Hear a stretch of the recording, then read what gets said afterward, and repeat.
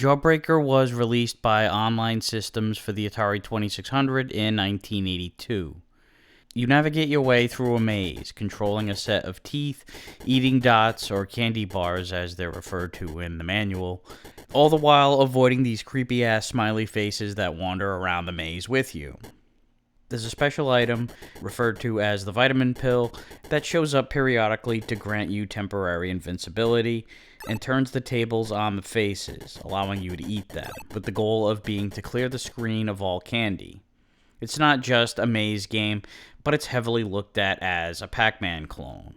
I think of it more as a Pac-Man clone, I guess. I mean, who the hell am I kidding? Look at this shit. Almost every aspect of Pac-Man is implemented into Jawbreaker, with the exception of the cute teeth-brushing sequence that goes down in between levels. So yeah, it's an unapologetic clone, but is it any good? Well, let's start with going over what is different about this game besides the sprites. The maze layout itself is unique in that it's always adjusting itself. Rather than a traditional maze with lots of twists and turns, this one is very straightforward in terms of design. What makes it different are all the doors that constantly rotate across the walls. A smiley will come barreling towards you, and you can use the door to sneak away, but only if you reach the door before the smiley does. This interesting spin by itself is enough to completely separate this game from any of the other Pac-Man clones. Yeah, it's obviously borrowing basically everything from Pac-Man, but this layout really dictates the gameplay into its own unique direction.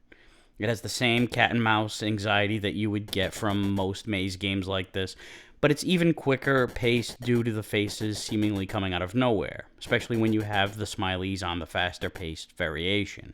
Oh yeah, there are 3 speed settings. And aside from a 2-player alternating mode, there's no other variations, unfortunately. But even without that, the game carries a lot of replay value, and it's quite addicting. My only complaints would be that you have to move the joystick early if you want to make these turns successfully, so you have to react even quicker than it seems, as well as the previously mentioned overly borrowing elements from Pac-Man, even though the game makes up for it with its own original tweak. But it's still something that can't be ignored. But this is a fun game that didn't get as much attention as it deserved, and the brushing animation was a nice touch.